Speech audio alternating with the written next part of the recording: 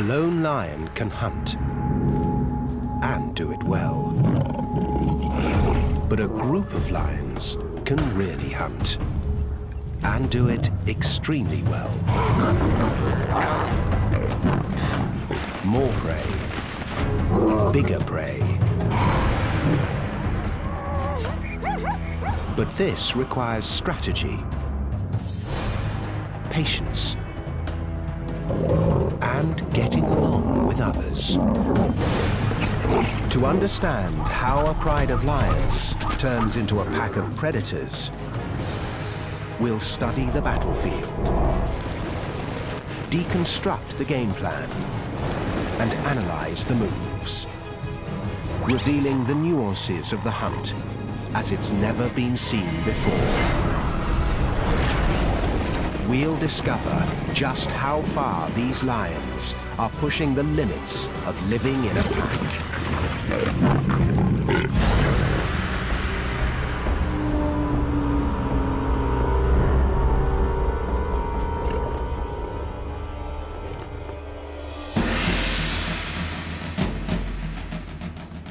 Singita, South Africa. An astounding diversity of animals thrives here.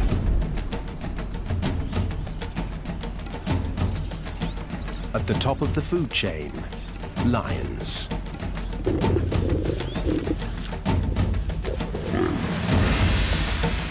Today, a group of lions is on the hunt.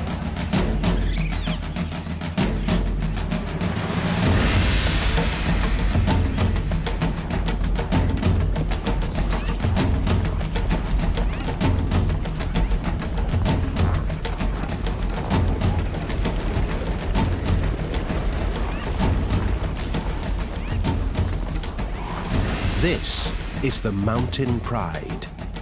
It's the largest pride in the region, powerful and feared. But its strength has a downside. There are many more mouths to feed than in the average pride. 18 hungry lions. The pressure to hunt more and bigger prey is intense. There are no easy targets out here on the battlefield. As a result, these lions have been forced to get inventive.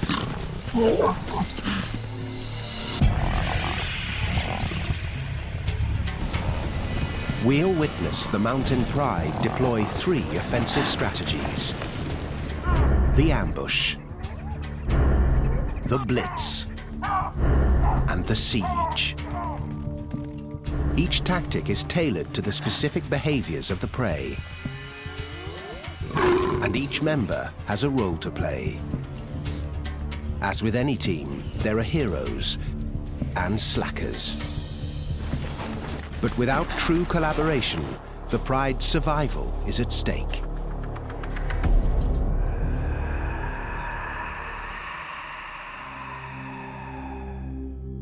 South Africa's Kruger Park. On its western boundary lies the private reserve of Singita. Here, the mountain pride's territory extends over 8,000 hectares. To keep prey on their toes, they move around to different hunting locations. Today, they try their luck at a waterhole. This is an ideal setting for an ambush, a common hunting strategy for lions. But it tends to be a warm weather sport. In the dry season, there's little moisture in the vegetation.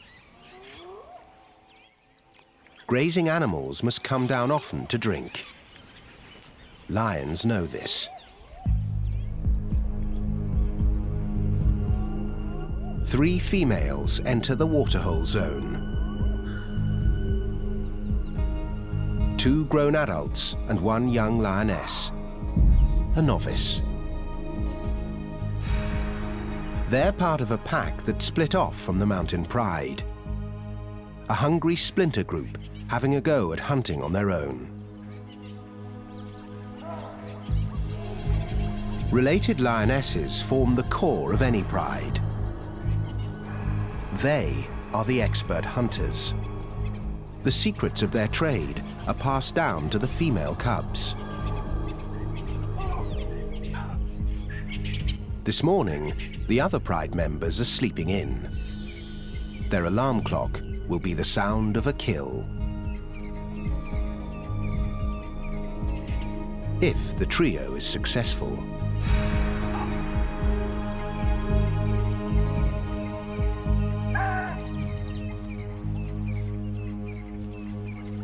They take up their positions before any sign of prey. Lioness number 1 is equidistant to numbers 2 and 3, about 65 meters apart. None of them is stationed more than 45 meters from the waterhole. This triangle formation means only one thing: the ambush. They surround the waterhole while leaving enough room for prey to enter. Experience tells them prey will probably come from this direction, then down a hill that leads to a popular drinking spot. Now they wait.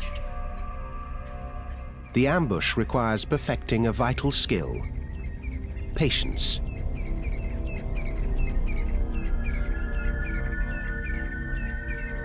Two hours go by. Nothing.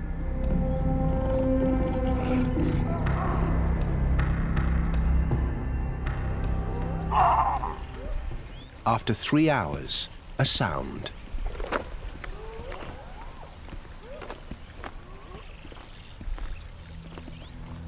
Thirsty zebra, from the direction the lions expected. They stop to assess the risk before going further. Zebra have learned that danger lurks in these parts, and they're prepared. They're fast, cautious, and travel in numbers, all excellent defenses against predators. But thirst makes them vulnerable. The distance closes between hunter and hunted.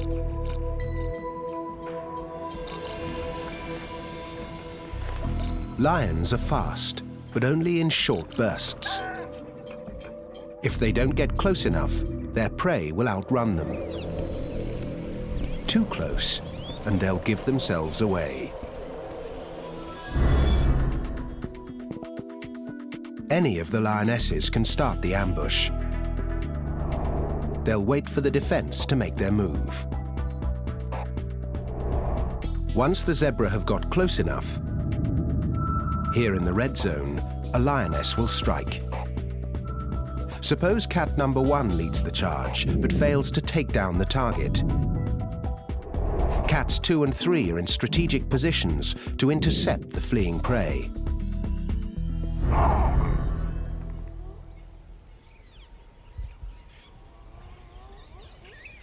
Finally, thirst trumps fear.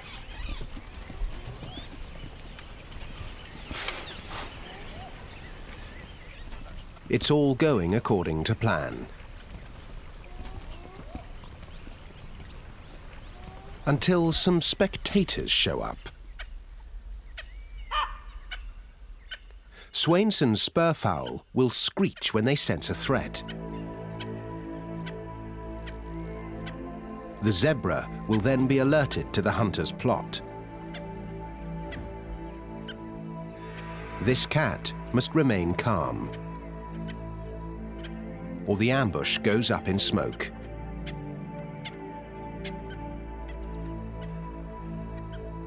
Luckily, this older lioness knows what to do.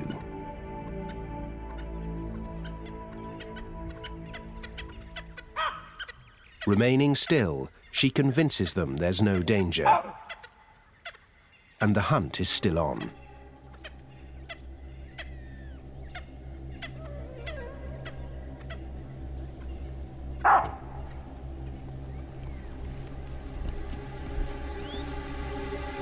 Now success relies on the last stage, the timing of the charge.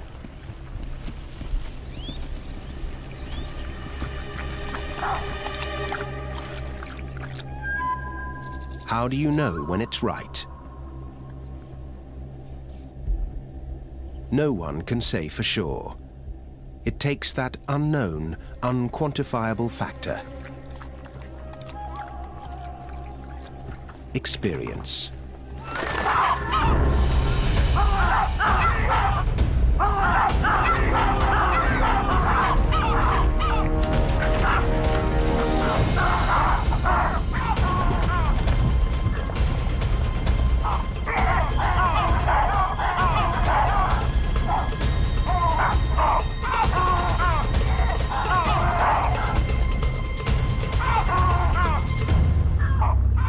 The attack ends in failure. So what went wrong? The lionesses have taken 5 hours to reach this critical point of the hunt. But it's the culmination of millions of years of pack and prey evolution that led to the outcome. In this round of the age-old game, the defense triumphed. Perhaps we should ask, what went right for them? Many prey species have evolved to live in herds, and there are many benefits. Safety in numbers, for one, and more scouts to look out for danger. Perhaps they saw or heard the lions before the charge. But looking back, we see the trio flawlessly getting into position. Quiet, stealthy walking and artful camouflage. Perhaps the zebra picked up an alarm call from another species. Not the spurfowl. Here, the lioness's passive concealment preempted detection. But she couldn't do anything about another spectator. Like birds, baboons send out alarm signals when predators are in the vicinity. But the zebra didn't seem to react to their distant call. What is clear, if you look closely, is a problem with the charge. It seems the timing was off. The culprit? The rookie. As with many youngsters, she lacked patience. The ambush might have worked if the lioness waited for the zebra to move into the ideal position for the net to close. The retreating herd would have been cut off by the waterhole and blocked by the other hunters. But the inexperienced cat jumped the gun and scared the zebra back up the hill and away.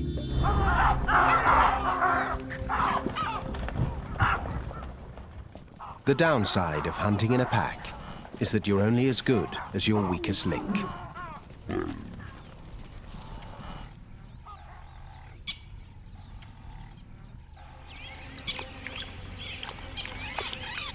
The cat's sole compensation today is a cool drink. But this wasn't a waste of precious lion time. It's excellent training for the youngster, and therefore the entire pride. There's nothing like learning from losing. Even with the inevitable defeats, lions seem to understand that the benefits of pack hunting outweigh the drawbacks. On average, the group hunt has a 1 in 3 chance of capturing and killing prey, compared to the lone hunt's 1 in 5. But there are advantages to going it alone. A single cat can more easily stalk unnoticed. This lioness is a very experienced hunter. Surprise is her special weapon. She's good at sneaking up close to her prey an important tactic not as easily achieved in a group.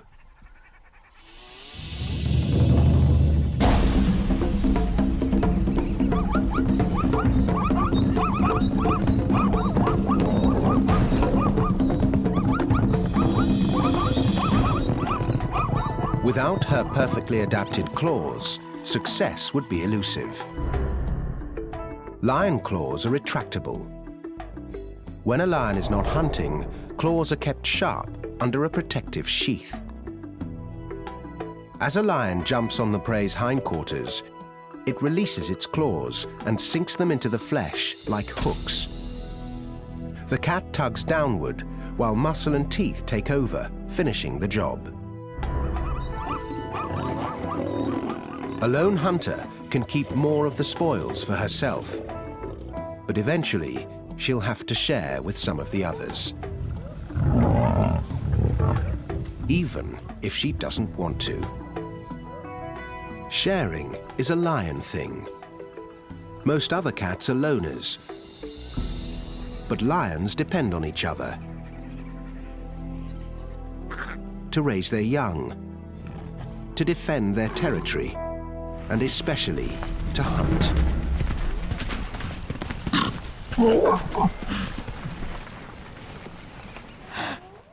It's their extraordinary ability to coordinate their attacks that gives them an edge.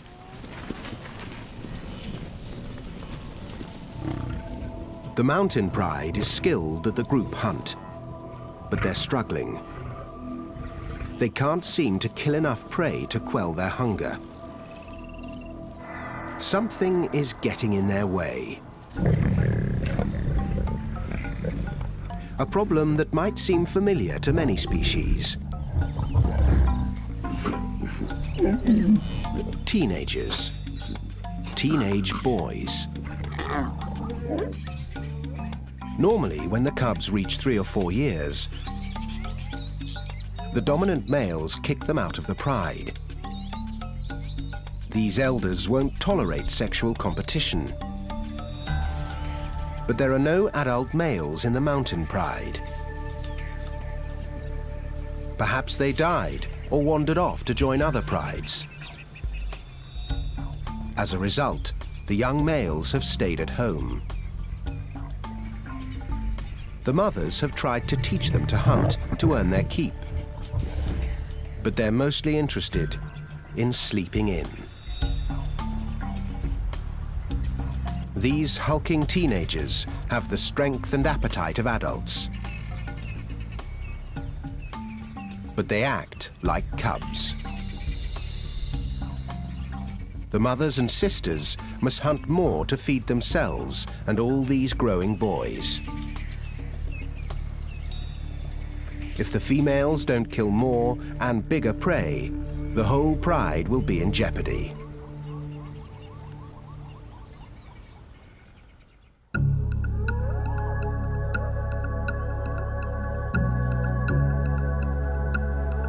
As night sets in, the females pick up a mouth-watering scent. Impala.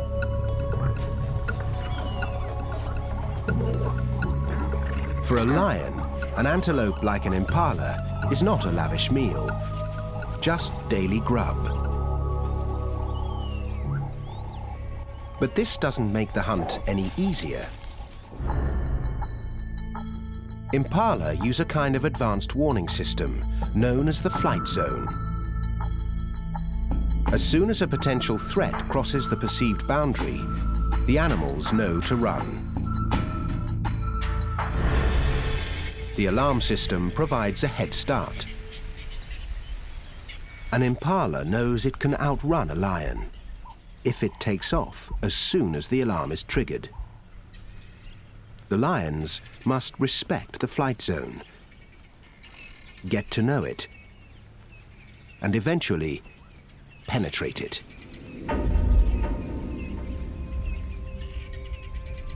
They must get as close as possible to their prey without being detected. This is because lions are built for speed, not for distance. Like all cats, they stand on the balls of their paws. This allows them to dig their toes in, bend their feet, and propel themselves forward, giving them a flying start. Their muscles snap into action. Made for the sprint, lion muscles extend over the entire length of the leg. They're fueled by glycogen, a chemical that releases a concentrated burst of energy when needed.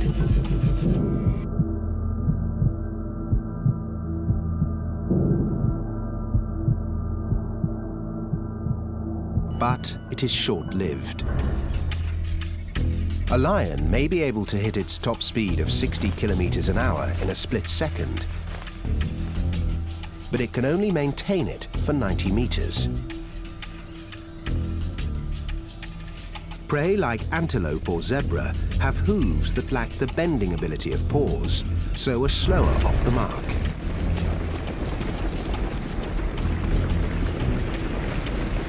But once they get going, they can maintain their top speeds for much longer.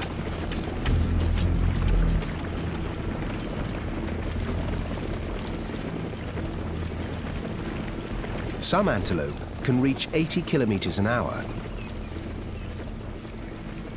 and leap 9 meters in a single bounce, 3 meters high. These leaps aren't only useful for the fast getaway, they may be an example of what biologists call pursuit deterrence. They leap around before an attack, as if saying, "I'm too nimble for you, so don't even bother."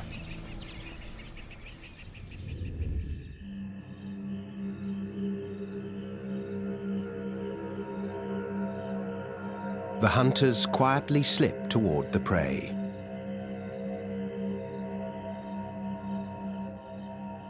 Tonight, the wind comes from the east, disguising the lion's sound and scent.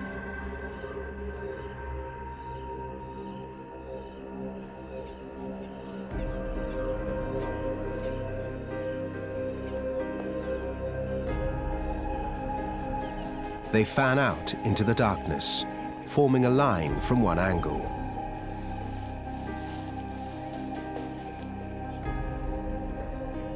They're foregoing the ambush option. Lying in wait is useless, since their prey is already in place.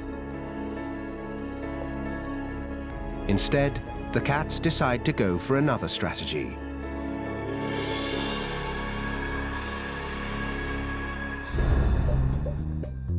Five cats will form a line, staying within eye contact of each other.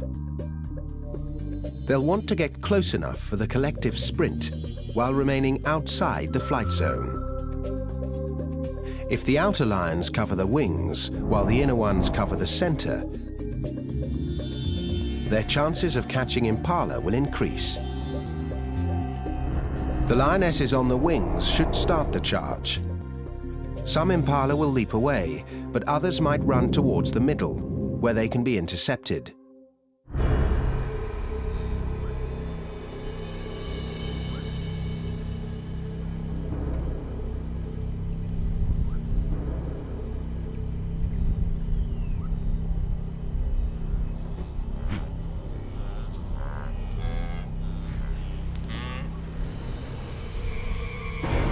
The impala sense something. They start to jump.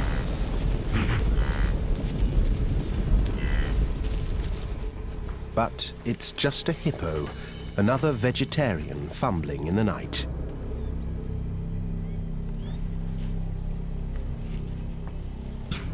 Again, a noise. Just another herbivore. The hunters turn this distraction into an opportunity.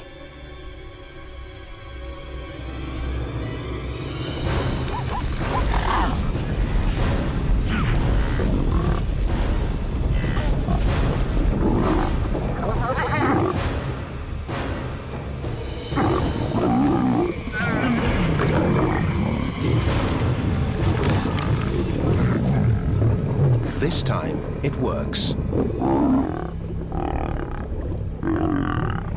A stranglehold suffocates the prey. A number of important factors made this hunt a success. Firstly, the lions accomplished the task of getting close enough to the flight zone border without incident. Secondly, the lions did take up their positions as wings and centers, but with a slight variation. They launched the blitz in unison, creating massive confusion, capturing an unlucky impala in the fray. Thirdly, there were major problems with the impala's defense strategy.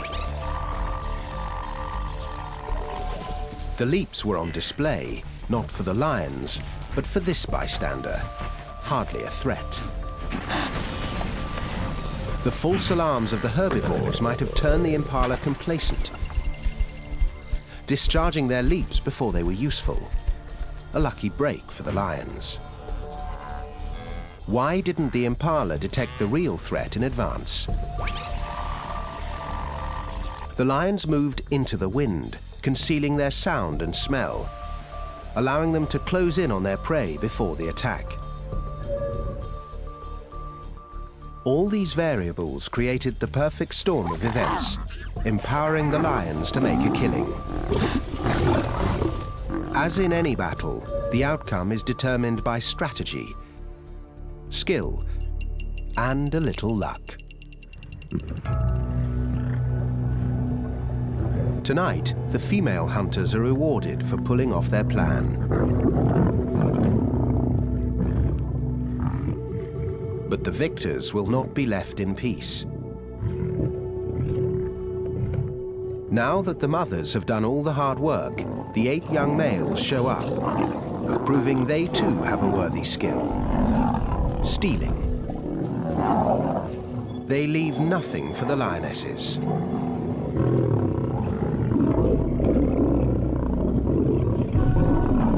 But even among the freeloaders, there is little to go around. One impala weighs about 60 kilograms, so would barely satisfy a couple of lions in one sitting. For us, this would be like a large family sharing one sandwich for dinner.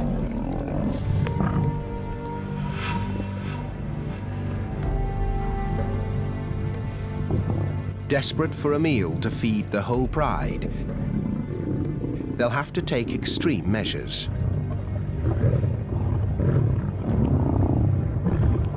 Next time, the hunters will attempt to take down the ultimate prize: the tallest animal in the world. Most lions would attempt to pick on someone closer to their own size.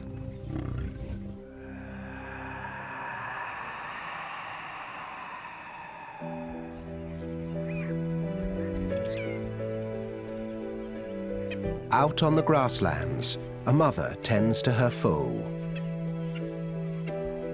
It's safer here than in the dense forest. The sweeping view she has from way up high allows her to detect predators approaching from afar.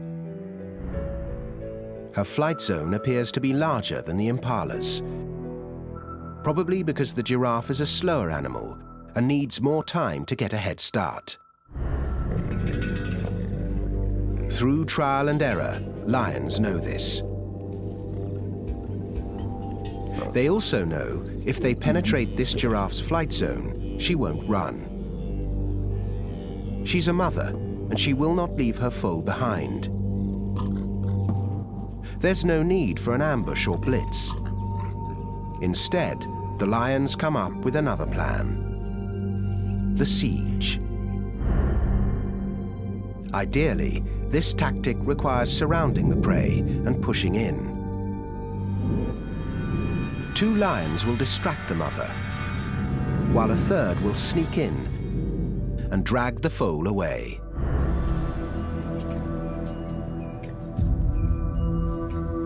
The lions creep close, encircling their target, blending in.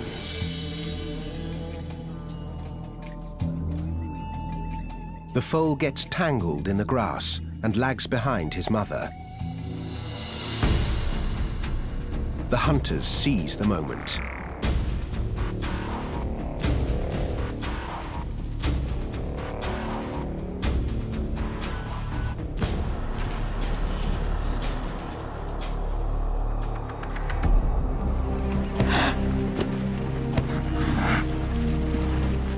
The lions pull off the first phase of the strategy.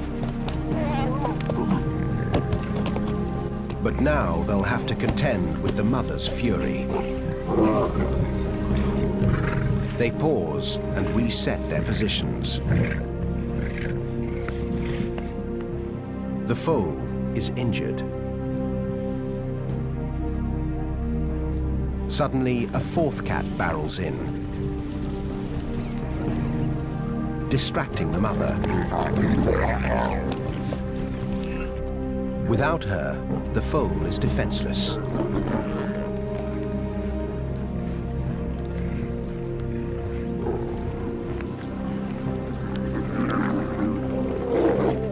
But the mother returns with a vengeance. Suddenly, the tables are turned.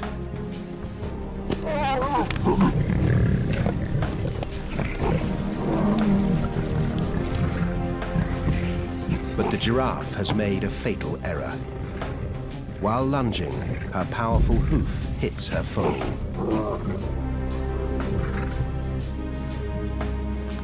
She seems to know what she's done. Perhaps fearing for her own life now, she flees.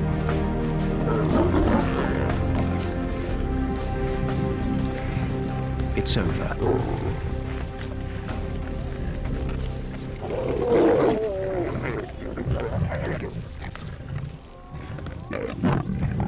In the end, the siege worked, with a couple of surprises that tipped the scales in the lions' favor.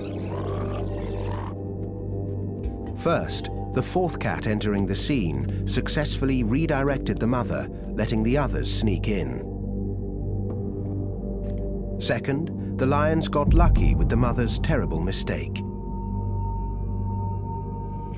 The law of unintended consequences has been good to the lions.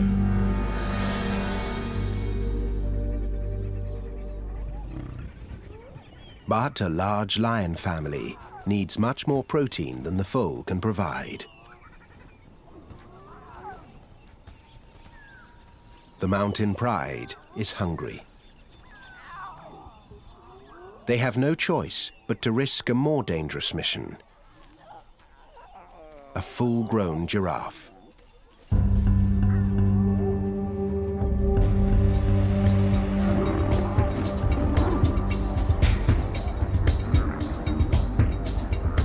The odds are against them. How will they go after the mighty giant?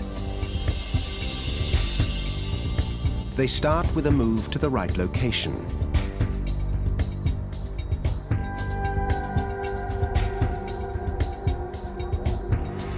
To the edge of the mountains. Rocky terrain.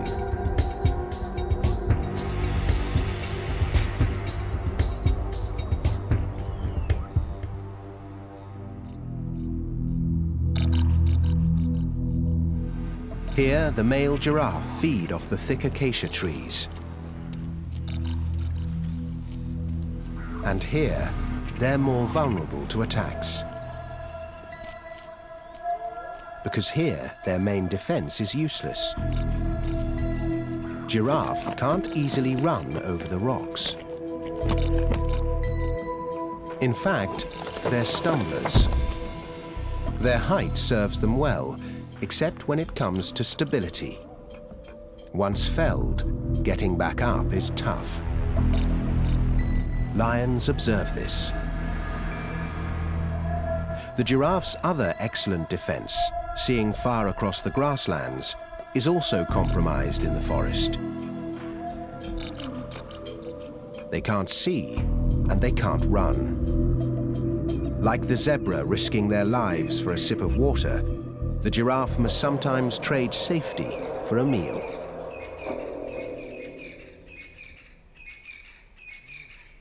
The pride enters the male giraffe territory, gearing up for the challenge.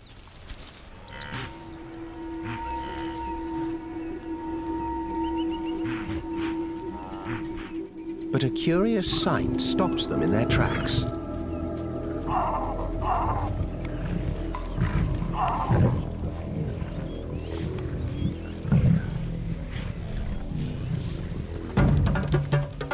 The battle of the necks. Two males wrestle to establish dominance. As they age, the bones on their skulls grow and toughen. The duel may look graceful, but a well-placed blow is like a wrecking ball crashing into the neck.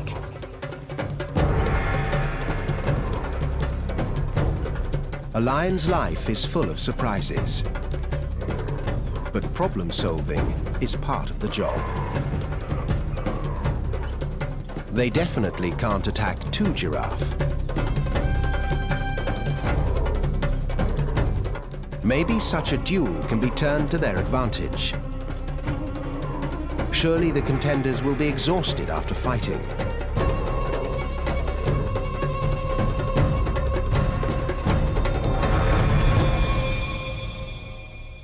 By the end of the day, the winner is declared. He can take a break. But the giraffe that loses the contest is in jeopardy of losing even more. The lions trail their quarry behind the shield of darkness.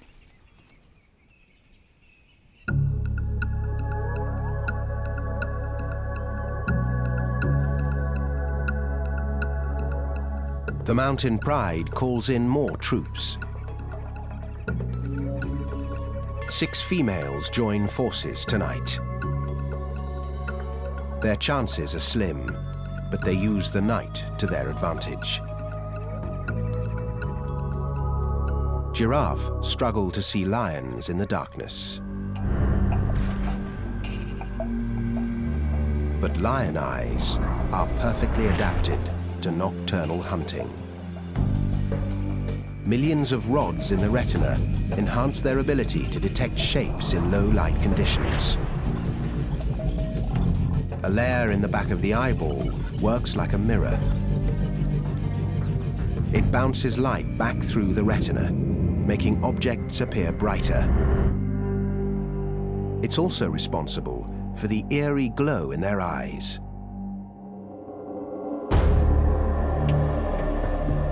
The mountain pride picks up a scent in the maze of the forest.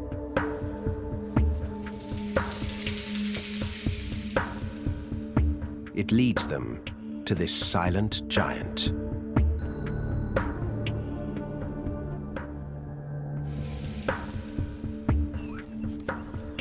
As with the female giraffe, an ambush or blitz is unnecessary. Instead, they'll deploy their siege strategy. First, the lions must herd the giraffe out of the trees and into a small clearing, giving them room to work. The pack will encircle him to within a meter of his hooves. At least 3 must distract the giraffe, while 1 jumps on his back. Then the entire team will wrestle him down. The giraffe has only one option: to fight.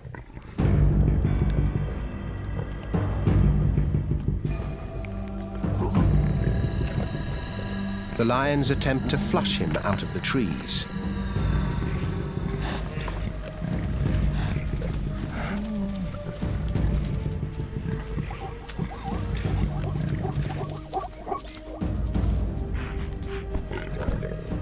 In the clear, they circle their prey, right under his hooves.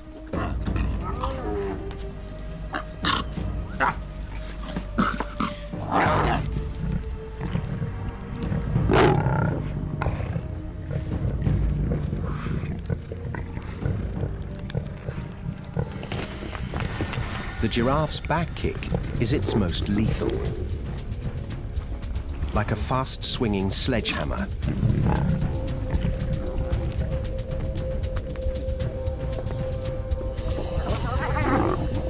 But lions have learned to weave in and out of the legs to avoid the hoof punch. The front kick is also powerful, but more of a swat than a slug. Suddenly, one cat makes the leap.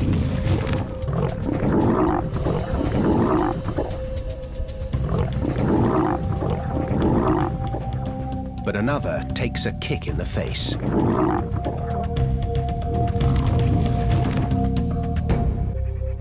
The defense holds its own.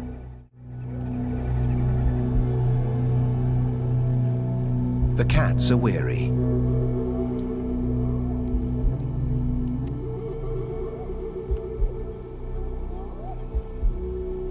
The combatants are locked in an uneasy truce.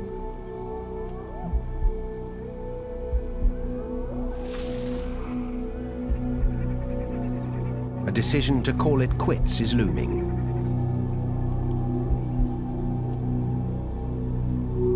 Until a surprise.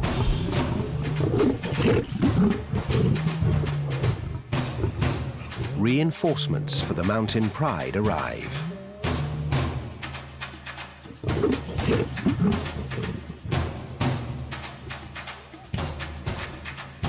It's the young males, the ones who have hardly ever worked for their food.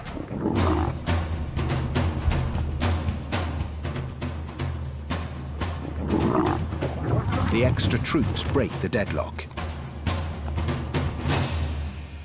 In the darkness, the battle ends.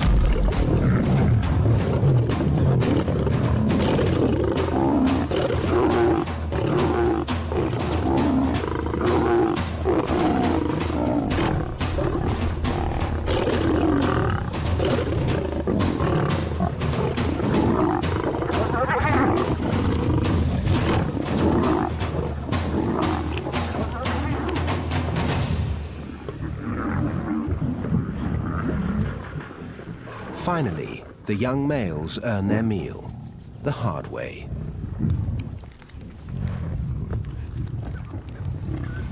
Let's take a second look and examine what worked for the lions. 1. They found the right spot for hunting giraffe. In rocky terrain with no place for the prey to run. 2. They made their move at night, when giraffe can hardly see lions approaching.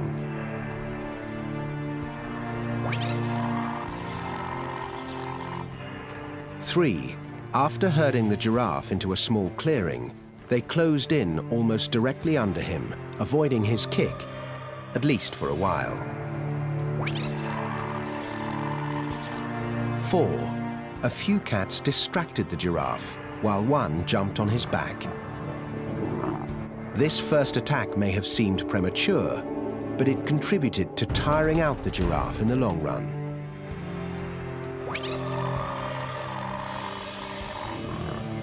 5. Remember the lioness who received the blow?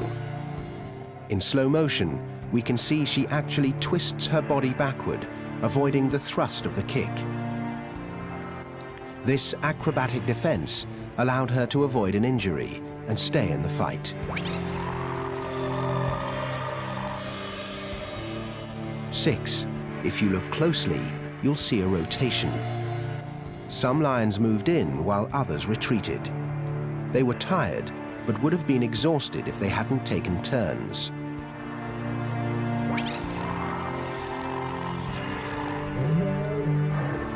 Lastly, and perhaps most importantly, the teenage males entered the arena. The extra muscle enabled them to control the game and defeat the giraffe.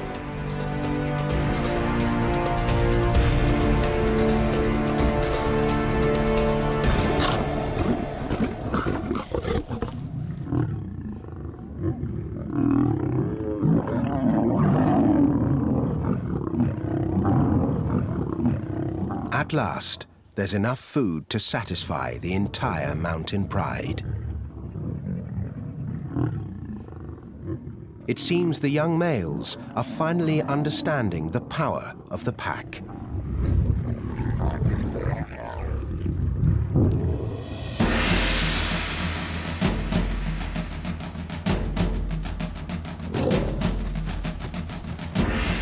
This death, this meal, did not happen merely by chance.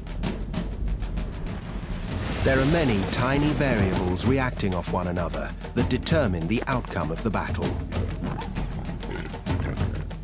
The mastery of perfect timing, the fine-tuning of sensory skills, the fervent dance of defense. But it is this power of cooperation that has worked to the lions' advantage. The mountain pride has learned to take down the tallest animal in the world by pooling their expertise into team tactics. A smart move in the ever-changing duel of life and death, played out on the battlefield of the wild.